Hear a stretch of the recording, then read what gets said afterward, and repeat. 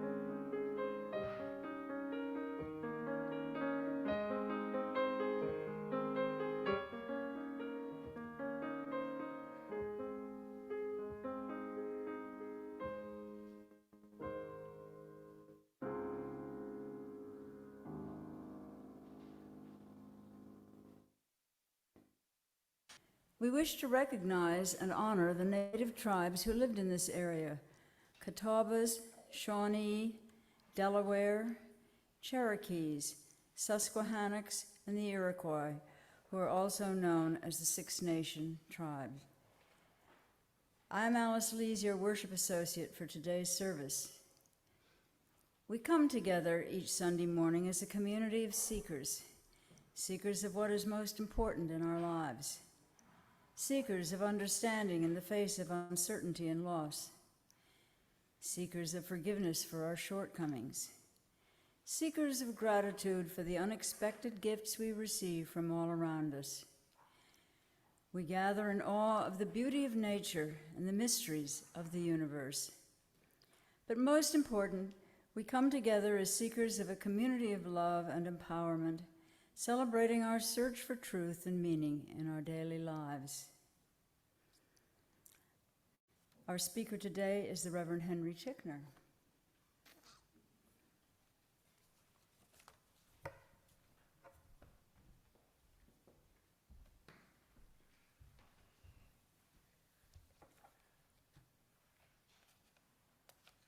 We come together this morning to remind one another to rest for a moment on the forming edges of our lives, to resist the headlong tumble into the next moment until we can claim for ourselves awareness and gratitude, taking the time to look into one another's faces and see their communion, the reflection of our own eyes.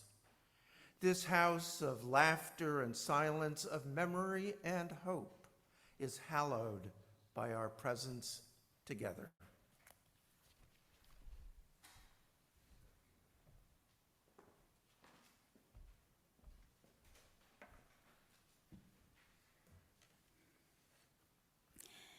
Now, as Ed Jaffe comes forward, let us all say together and from our homes the words for lighting our chalice.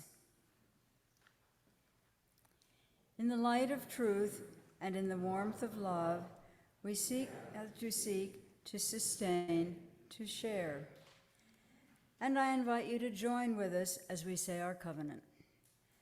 Love is the spirit of this church. The quest for truth is its sacrament, to dwell together in peace, to seek the truth and freedom, and to help our neighbor. To these ends, we covenant one with another. Please stand in body or spirit as we sing hymn number 38 in our gray hymnal, Morning Has Broken.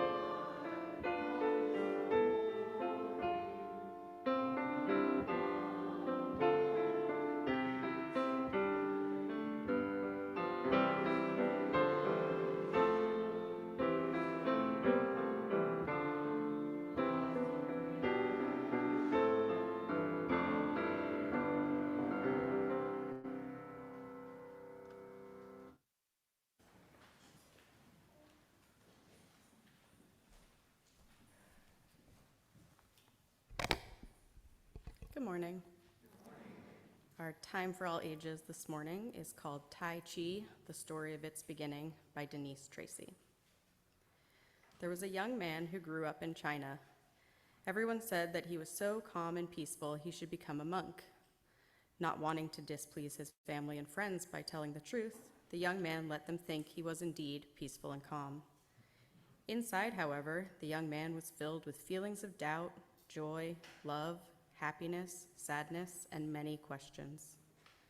Because he wanted others' approval, he kept his feelings and questions to himself. He went on looking calm and peaceful to everyone. When he was old enough, he entered the monastery because everyone said he looked so peaceful and calm. They did not know his secret inner life. Everyone was pleased because they felt he would be a great monk. For years, he practiced sitting calmly and peacefully, and his masters were pleased. Little did they know that behind that calm exterior bubbled energy, exuberance, and still more questions. The young man kept all these to himself. After years at the monastery, the young man was to be tested for his deep inner religious peace. He was to go to a mountaintop to meditate daily for many months, and on a final day, the master would observe his meditation. He went to the mountains for many days. He sat and sat and sat. He looked very calm and peaceful on the outside, but on the inside, his mind was filled with the crane's flight, fire and shadows, and the earth's elements, as well as questions of beginnings and endings. He did not tell anyone of the scenes and questions that filled his mind. One day, he was at the top of the mountain, sitting peacefully, pretending to be calm, meditating and preparing for the day of his exam, which was only 2 weeks away, when a fly landed right on the end of his nose. He tried wiggling his nose to get the fly off. This did not work. He wiggled his nose again. What a stubborn fly. Next, he waved his hand, and the fly danced. As he waved his hand, he discovered how joyful it felt to move.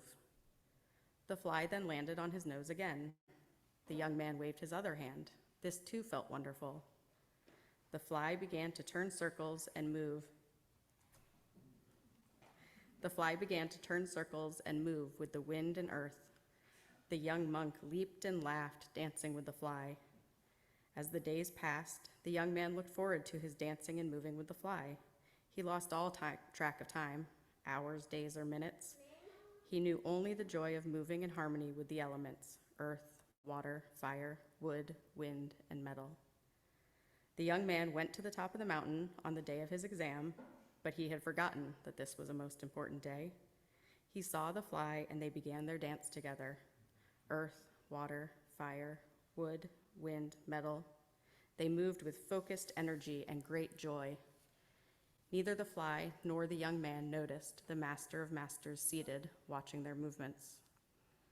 After a while, the master of masters approached. The young man grew silent, embarrassed and fearful. He was supposed to be calm and meditative.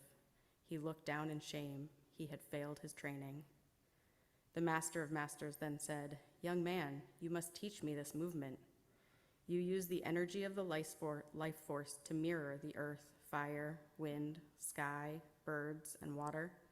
This focused energy complements our study of inner peace. Since all is in balance, we need stillness and energy. We need peace and activity. We need meditation and movement. Teach me, then you will teach all the monks this new miracle of focused energy." So from one young man whose creativity spilled over to dance with a fly came a meditation of movement called Tai Chi.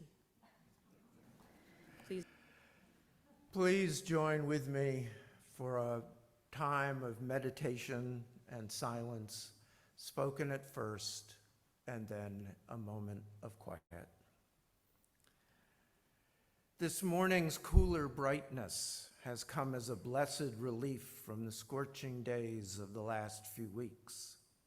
In each of our lives, we have known moments of brightness and clarity, and we have also known the days of oppressive sadness and worry. Sometimes it may seem that this world is too much to bear, too oppressive with its ceaseless human suffering, the changing climate, its staggering human-on-human violence. And then comes a day like today, when, if ever so briefly, the world seems to be resting, taking in the blue skies, enjoying the cool waters of lakes and streams, basking in the aroma of freshly mown grass and late summer flowers. As we weather the winds of change, may we have the wisdom to cherish moments of peace in our lives. As we cope with days of challenge and pain, may we also be grateful for life's blessings. As the Hebrew prophet tells us, "In quietness and in confidence shall be our strength."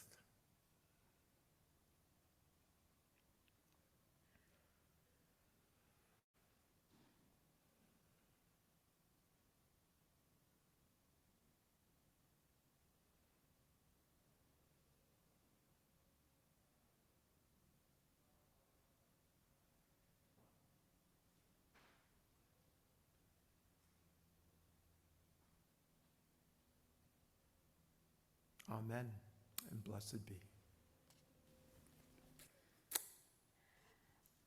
The reflection for this morning comes from The Life of a Day by Tom Hennon from his book, Crawling Out the Window. Like people or dogs, each day is unique and has its own personality quirks, which can easily be seen if you look closely. But there are so few days as compared to people, not to mention dogs, that it would be surprising if a day were not 100 times more interesting than most people. But usually they just pass, mostly unnoticed, until they are wildly nice, unless they are wildly nice, like autumn ones full of red maple trees and hazy sunlight, or if they are grimly awful ones in a winter blizzard that kills the lost traveler and bunches of cattle. For some reason, we like to see days pass, even though most of us claim we don't want to reach our last one for a long time. We examine each day before us with barely a glance and say, "Nope, this isn't the one I've been looking for," and wait in a bored sort of way for the next, when we are convinced our lives will start for real. Meanwhile, this day is going by perfectly well adjusted, as some days are, with the right amounts of sunlight and shade and a light breeze scented with a perfume made from the mixture of fallen apples, corn stubble, dry oak leaves, and the faint odor of last night's meandering skunk.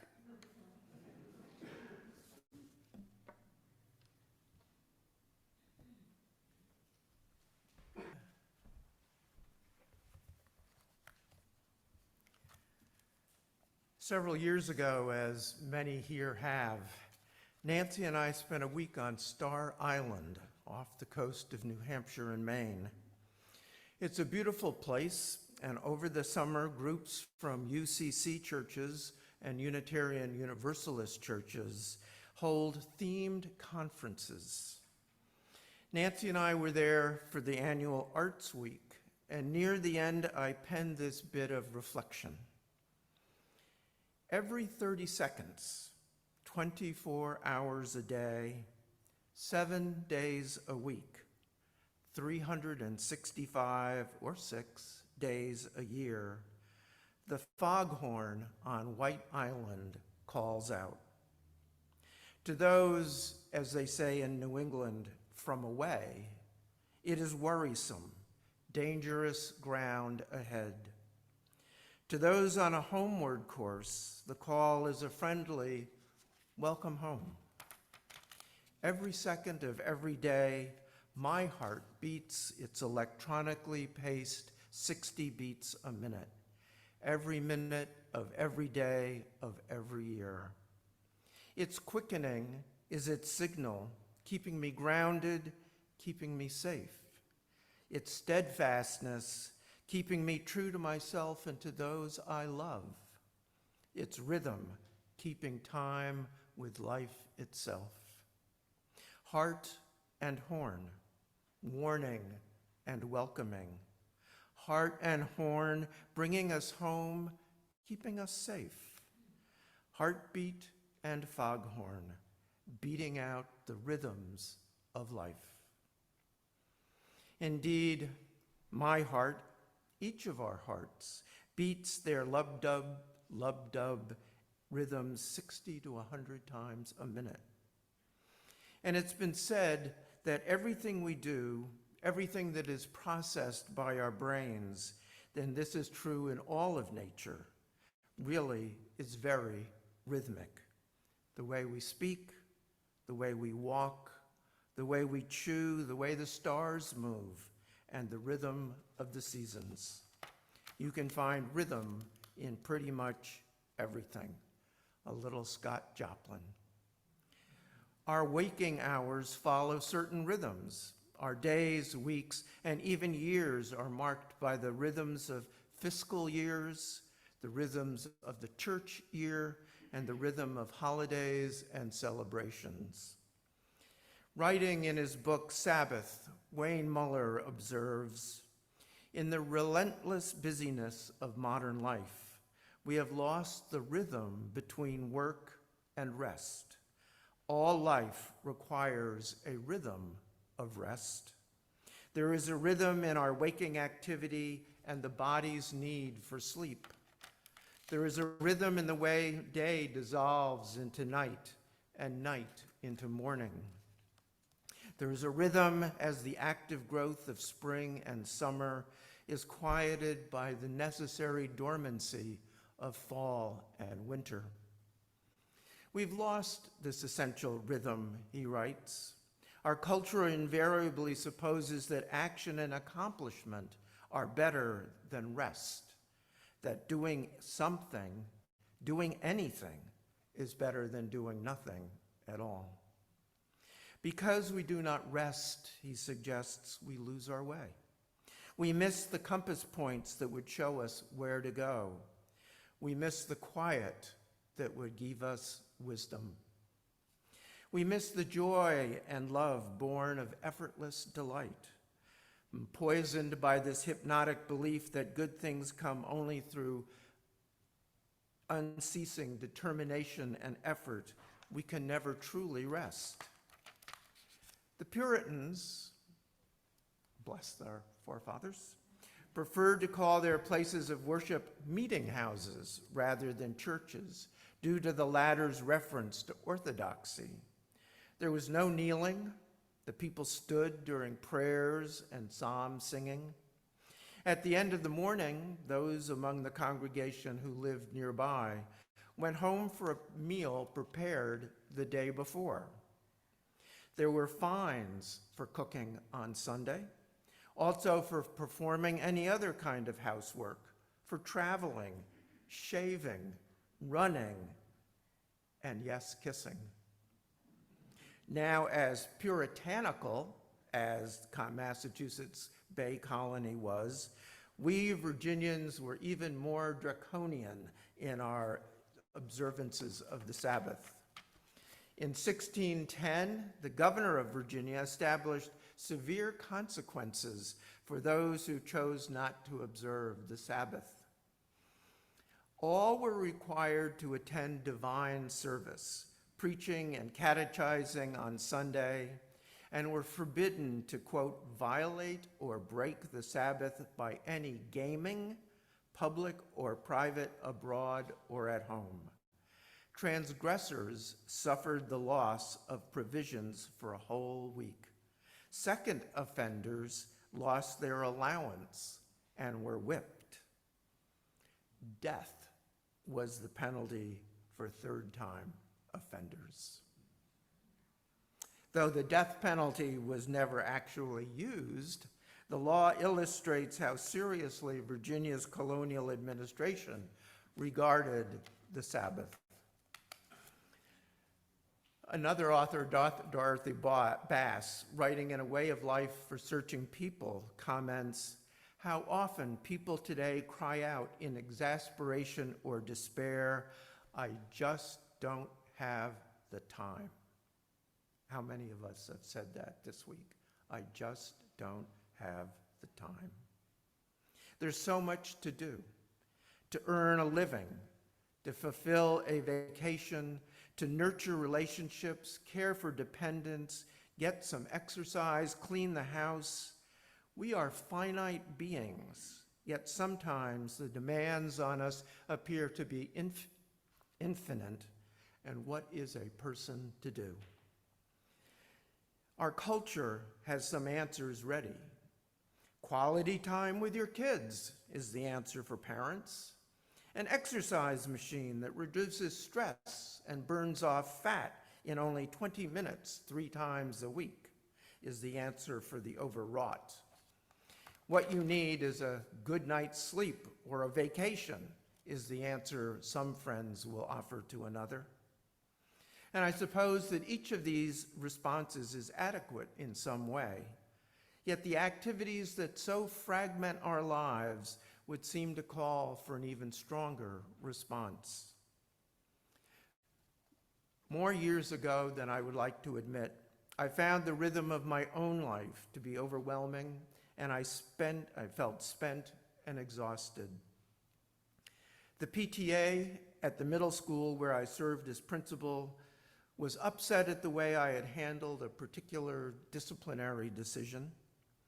The faculty was angry because I had instituted 2 new special education programs, and the students were near rebellion after being told that they had to keep their book bags and hats in their lockers. It seemed as if there were angry voices coming at me from all directions. And at the same time, I was entering my first semester of seminary. And I remember turning in my first paper to a New Testament professor known as a stickler for all things grammatical. And when I got the paper back in large red marker, the professor had written, "When will you learn to spell resurrection?" Underlined, underlined. Ouch. Somehow, I managed to survive both the course, and the next semester, I embarked on a course in the Hebrew Bible. We were reading the prophet Isaiah when I came across a verse that just really seemed to speak to me about the craziness in my life. In verse 15 of chapter 30, the prophet gives this advice to the people of Israel who were at war. For thus said the Lord God, the Holy One of Israel, in returning and rest you shall be saved. In quietness and in confidence shall be your strength. For years, I had that on a little yellow Post-it note over my desk. When I encounter the difficult times in my life, I reflect back on this passage, on its advice to return to what is important, to rest from the demands placed upon me by work and society, to create my own Sabbath. I'm reminded to be quiet and to be confident. I am reminded of the importance of taking time to rest and to observe a Sabbath. Abraham Heschel once referred to the Sabbath as the day that can, quote, soothe all sadness away. And he calls it a day of rest and holiness, rest in love and generosity, a true and genuine rest, a rest that yields peace and security, a perfect rest. For the Sabbath is a day of harmony and peace between people, peace within people, and peace with all things. So how are we, in our modern busy lives, to set aside a day of rest, a day of Sabbath keeping? I would suggest that there are three elements to keeping the Sabbath: resting physically, mentally, and spiritually. First, I want to suggest that we don't need to set aside a particular day or time for Sabbath making. In fact, we don't even need an entire day. Wouldn't it be wonderful if we could be intentional about Sabbath making just one morning or afternoon a week? To keep the Sabbath means we need to honor our bodies. Perhaps that means staying in bed a few extra minutes or lingering over a favorite meal prepared in advance. It may mean going for a walk with no particular destination in mind, or going for a run without worrying about the distance or the time. It may mean enjoying our gardens without gardening, being close to those we love without looking at our screens, and by being mindful of all that is beautiful in our lives. When we are rested, we feel better and we can be more attentive. So it's important to practice relaxation techniques that really work for us and restore our souls. We can observe the Sabbath in the stillness of the early morning by feeling the warmth of the sun on our bodies, or enjoying coffee or tea without worrying about where we have to be next. At home, we can talk, really talk, with our families, our mates, our children. We can be intimate and loving. We can stay in our pajamas if we want, since, as Wayne Muller says, it's impossible to do anything responsible in pajamas. In the evening, we can experience the Sabbath in the coming darkness. While the Sabbath traditionally ends at sunset, there is that wonderfully peaceful time right after the sun goes down when the pace of life just feels too slow. There's time to put away the cares of the day and to find a few moments of sanctuary in this troubled world. We can light candles of peace and warmth. The Sufi poet Hafez writes, "A day of silence can be a pilgrimage in itself. A day of silence can help you listen to the soul play its marvelous lute and drum." We just need to be mindful that in the rhythm of life, there too needs to be a rhythm of rest. For those who pray, may there be a time for prayer.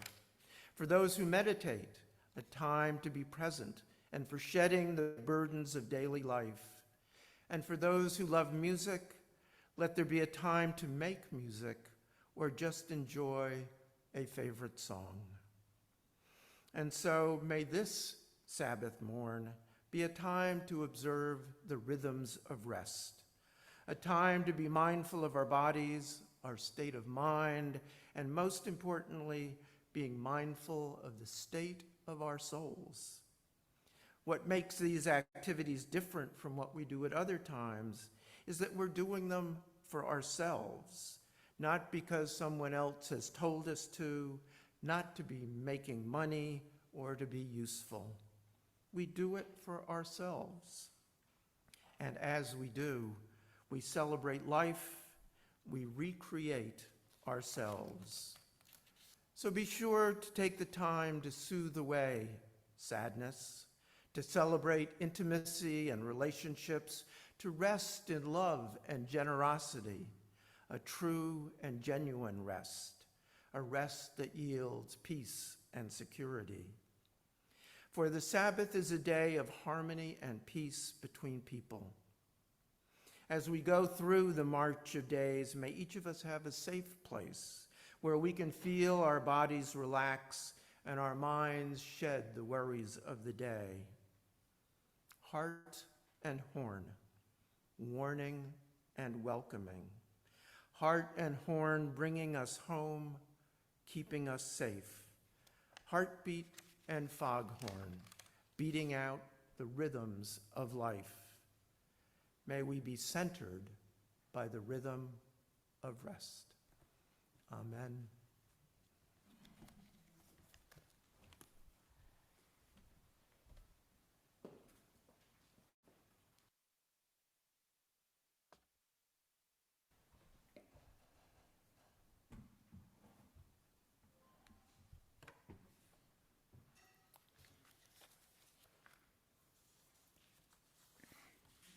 Before the offertory, I will want to tell you a little bit about Bright Futures, which is our Share the Plate and the other one. I'm having a senior moment. My mind's at rest, I guess. I'm not sure. The Narthex collection. Anyway, Share the Plate and the Narthex collection is going to be donated to Bright Futures, and so that involves a twofold response from all of you. So I'll tell you a little bit about it. Bright Futures is a nonprofit organization dedicated to bringing the community together to meet the needs of economically disadvantaged children so that they can be successful in and out of school now and in the future. The organization is in immediate need of back-to-school items, particularly headphones and earphones, wired earphones and headphones, please, for K-1 children, and backpacks for elementary age girls. However, any of the items listed below are needed and most welcome. Single-serve snacks for weekend consumption are also needed. So there's a twofold thing here. Your contributions today will go to Share the Plate, and the Narthex collection will involve all these things that have been listed in the newsletter and which I'll run through for you now. Backpacks, large and small, crayons, dry erase markers, full-size pencil boxes, wired headphones and earbuds, index cards, Kleenex, magic markers, pencil sharpeners, pens, permanent markers, Post-its, water bottles, and so on. And then also there are snacks. The kids get to have snacks for the weekend. Trail mix, pretzels, Rice Krispies, treats, popcorn, fruit snacks, single-serve cookies, peanut butter crackers, and so on. So these things get collected just beyond the Virginia Farm Market, which is near where I live at Westminster, Canterbury. So I will be happy to collect whatever you bring and put in the baskets and take to them, and then your checks and cash donations today will go to Share the Plate. The purpose of the church is to encourage all who gather to grow more generous in spirit and in action. We will now gratefully receive an offering to sustain this self-supporting church and its ministries within and without our walls. If you happen to be watching us online, we hope you will consider making an offering after today's service through our webpage, uushenandoah.org.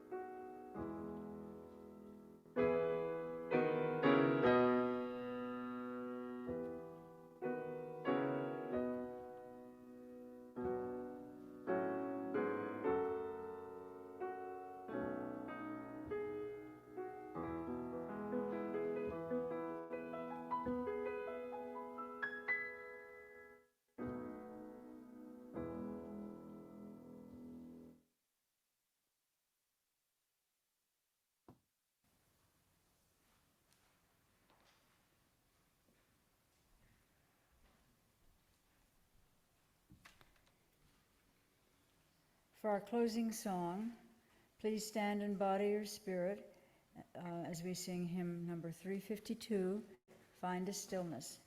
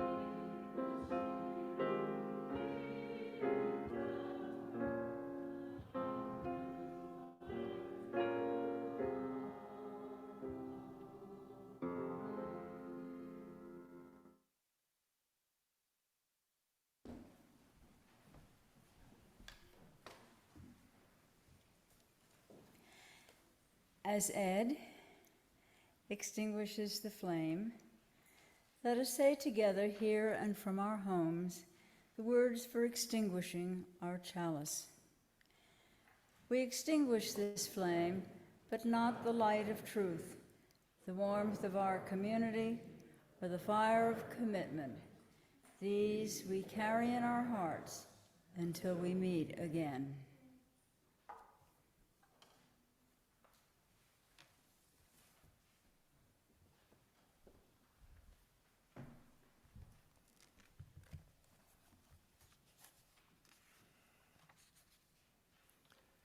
As our time together this morning comes to a close, may we go forward in purposeful rhythm. May we give voice to the melody of our imaginations, the music of our souls, and all the possibilities of a just world as we together might create. Go in peace. Have a great week.